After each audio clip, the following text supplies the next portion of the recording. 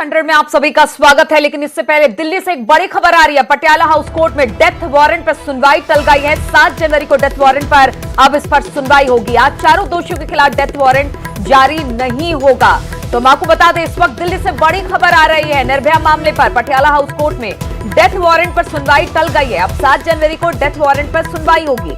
आज चारों दोषियों के खिलाफ डेथ वारंट जारी नहीं होगा। तो इस वक्त की बड़ी खबर, लोग निगाह लगाए हुए थे कि आज डेथ वारंट भी जारी हो जाएगा। जिस तरह से अक्षय की पुनर्विचार याचिका खारिज कर दी गई थी, उसके बाद कहा जा रहा था कि डेथ वारंट आज शायद निकल सकता है, लेकिन अब अगली तारीख इस पर पड़ गई है।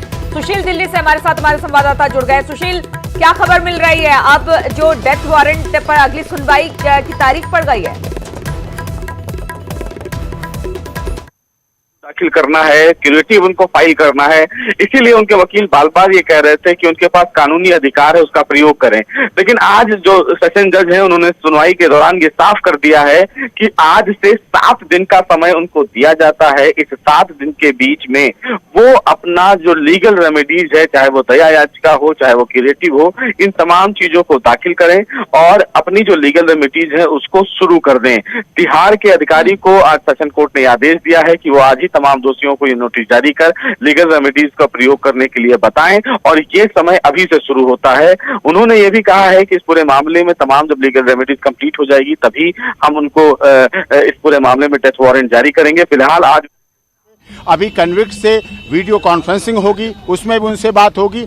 अब ऑनरेबल कोर्ट ने, पटियाला हाउस कोर्ट ने आदेश किया है कि आप फ्रेश नोटिस तिहाड़ जेल से कन्विक्ट को देंगे और उसके बाद उस नोटिस का जवाब डिफेंस काउंसिल, मुझे उस नोटिस का जवाब कन्विक्ट की तरफ से देना है। वो नोटिस अक्षय, विनय, पवन और मुकेश चारों को दिया जाएगा। फिर उसका नोटिस जवाब दिया जाएगा। उसका जवाब का रिप्लाई अगले साल 7 जनवरी को फाइल किया जाएगा। उसका जवाब जेल से आएगा, यहाँ कोर्ट में आएगा और हम लोगों को जो कॉपी दी गई हम उसको कॉपी का रिप्लाई देंगे। क्योंकि लीगल रेमेडीज भारत के संविधान के अनुसार, संसद के अनुसार, सुप्रीम कोर्ट के अनुसार सभी लीगल रेमेडीज को इन कन्विक्ट के लिए भी पूरी तरह से अपनाया जाना चाहिए।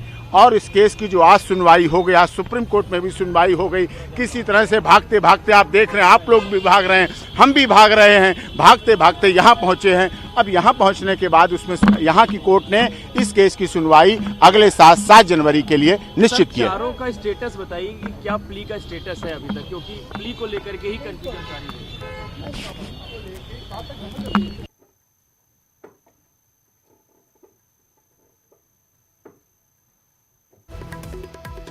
तो आपने सुना, आरोपी के वकील थे जो बता रहे थे कि किस तरह से अब 7 दिन का वक्त दिया गया है। इस पर जो भी रेमेडीज है, जिस तरह से सुशील भी बता रहे थे, हमारे साथ हमारे संवाददाता जुड़े थे कि आपको जो भी, या तो दया याचिका, पुनर्विचार याचिका जो भी डालनी है, 7 दिन का वक्त बचा है और वो वक्त अब इन्हें मिला है। अब अगले साल 7 जनवरी को इस पूरे मामले पर सुनवाई होगी। सुशील हमारे साथ लगातार फोन लाइन पर जुड़े हैं, सुशील से बातचीत करेंगे। सुशील, अगर 7 दिन का जो वक्त इन चारों आरोपियों को मिला है, इस 7 दिन में अगर किसी की तरफ से पुनर्विचार याचिका दायर की जाती है तो क्या ये मामला 7 जनवरी से और आगे बढ़ेगा?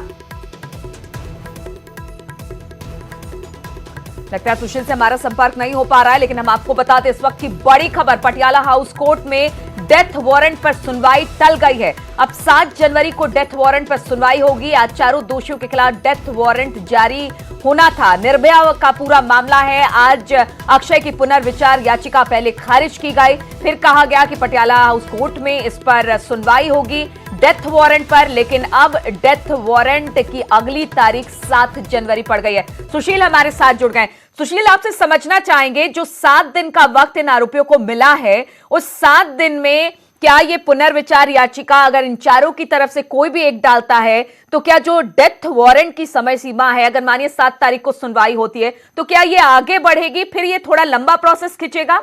जी देखिए, जब पुनर्विचार याचिका दाखिल कर दी जाती हैं या खारिज कर दी जाती हैं तो उसके बाद जो प्रोसेस है नीलू, वो फिर से तिहाड़ अथॉरिटी दोबारा इन तमाम एक्यूज्ड जो दोषी हैं, कन्विक्टेड पर्सन हैं, उनको फिर फ्रेश एक रेमेडीज के लिए एक नोटिस सर्व करता है, जिसमें अगले 7 दिन तक वो अपने तमाम दस्तावेजों को तैयार कर लें। अगले 7 दिन में वो क्यूरेटिव या मर्सी पिटीशन, उन तमाम याचिकाओं को अगर वो दाखिल करना चाहते हैं तो वो दाखिल कर लें।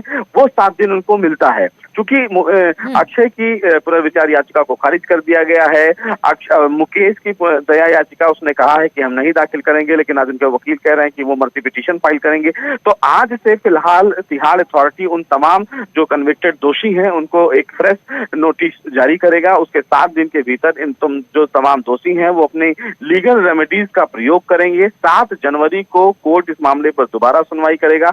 उम्मीद ये है कि 7 जनवरी को डेथ वारंट जारी किया जा सकता है, क्योंकि ये इनका एक अधिकार है, एक कानूनी अधिकार है। लेकिन जब 7 जनवरी की तारीख रखी गई नीलू, तो निर्भया की मां कोर्ट में रोने लगी। उन्होंने कहा कि वो पिछले 1 साल से पटियाला हाउस कोर्ट का चक्कर लगा रही हैं कि इन तमाम दोषियों को फांसी की सजा दी जानी चाहिए, लेकिन इसमें अभी भी डिले हो रहा है। तो जज ने खुद उनकी मां को समझाया कि ये उनका अपना अधिकार है, इसलिए उन्हें समय दिया गया है, आप थोड़ा सा इंतजार करें, जो भी होगा वो अच्छा होगा, कानून पर भरोसा रखें। हालांकि अब निर्भया की मां फिलहाल कोर्ट रूम से बाहर रोते हुए निकली हैं। उनके पिता की भी आंखों में आंसू थे। लेकिन जो कानूनी प्रक्रिया है, हमें उन कानूनी प्रक्रिया के ही तहत किसी भी व्यक्ति के को फांसी देने का अधिकार है, क्योंकि भारत एक गणतांत्रिक देश है जिसमें हर किसी भी व्यक्ति को उनका एक कानूनी जो अधिकार है, जो मौलिक अधिकार है, जो संवैधानिक अधिकार है नुलू, वो देने का अधिकार, वो देने का हक है। और इसीलिए कोर्ट ने भी उन तमाम दोषियों को आज से 7 दिन का समय दिया है ताकि वो अपने लीगल रेमेडीज को यूज कोर्ट कर ने आज ये सकें। कहा कि सभी का मौलिक अधिकार है, इस वजह से 7 तारीख को अगली डेट पड़ी है इस पूरे मामले को लेकर, डेथ वारंट को लेकर। और इस 7 जो अभी से लेकर जो 7 तारीख तक है उसमें जो भी वो पिटीशन दायर करते हैं, मर्सी पिटीशन हो या फिर कहा जाता है पुनर्विचार याचिका हो, वो तमाम चीजें डाल सकते हैं। तो एक लीगल प्रोसेस है। और हालांकि निर्भया की मां इसमें थोड़ी ज्यादा भावुक जरूर हो गई, लेकिन जज ने उन्हें भी समझाया। अब फिलहाल 7 जनवरी को डेथ वारंट पर सुनवाई होगी। बहुत बहुत शुक्रिया आपका सुशील, तमाम जानकारी देने के लिए।